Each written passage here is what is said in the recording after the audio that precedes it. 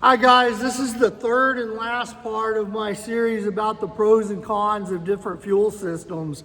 And what we're going to talk about today is the high pressure common rail.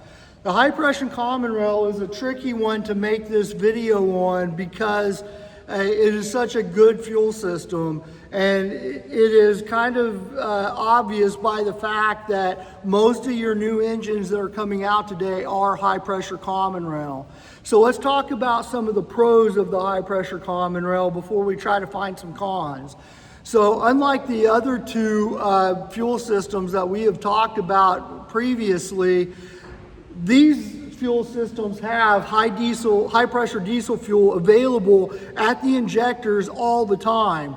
So you've got a high pressure fuel pump right here that is creating high pressure fuel going to the fuel rail, and that high pressure fuel is being sent to each of these injectors through these steel lines. So that is a pro, because that means that that high pressure fuel is in the injector already, doesn't need the injector to do anything like the HUE and the low pressure common rail injectors did to create pressure. That pressure is already there, it already exists.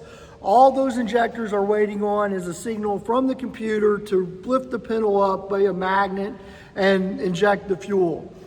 The pro to that is that because that pressure is already there, it's already high, and because of the very good conductors in the solenoids in those injectors, that this thing can fire precisely anytime, any amount of fuel, very quickly on, very quickly off. And when you can control fuel that precisely, you're going to get better fuel mileage, you're going to get better emissions, it's going to be easier to make the EPA happy, all that good stuff. So that's why you see Cummins and Detroit and all these OEMs making these high pressure common rail engines.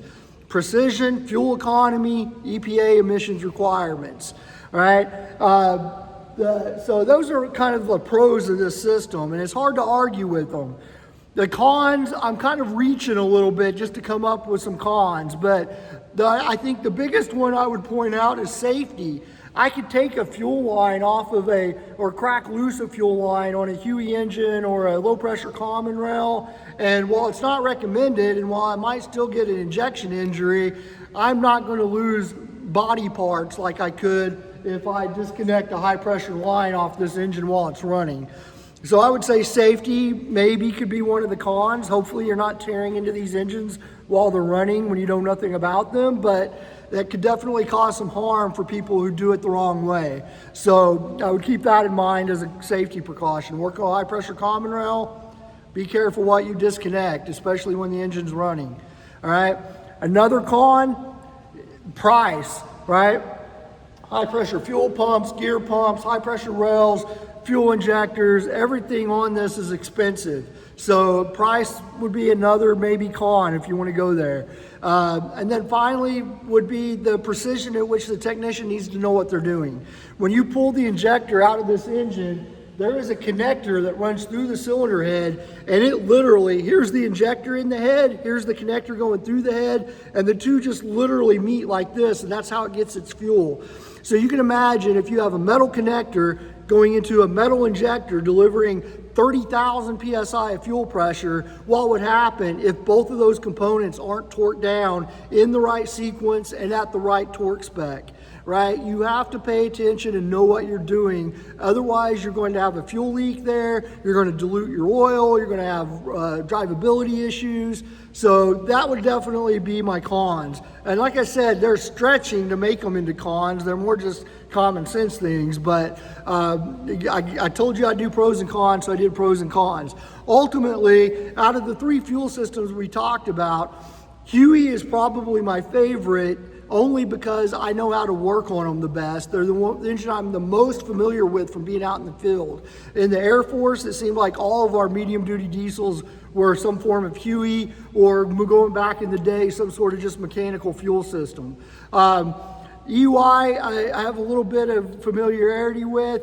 High pressure common rail, I didn't really start getting familiar with high pressure common rail until I started teaching them here at the school and had to basically dive in head first and learn as much as I could about them. So I still get comments to this day in my YouTube videos about high pressure common rail stuff that I didn't know.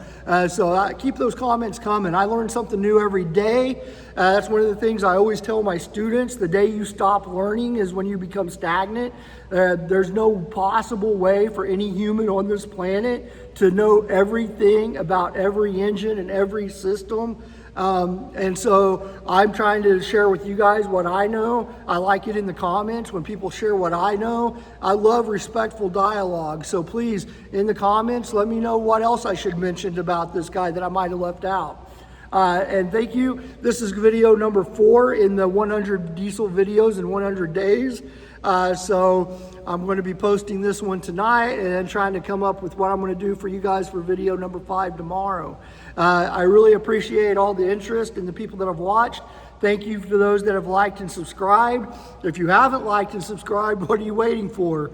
Do it so you can get all these videos. And then look at the backlog of videos on this channel. Hundreds of hours of diesel training videos that you guys can look at. And also, I love to help people out. If you have something specific you want me to do a video on, put it in the comments and it'll go on my list. All right? Thanks, guys. Also, become a channel member. I'm going to start, I've already got like 5 or 6 videos that I'm editing going into the members only section. I'm always going to have free videos and free diesel training for all of you guys, but I really do want to make a library specifically for those people who become channel members, just to thank them for doing that. So consider becoming a channel member. I appreciate it. Thank you.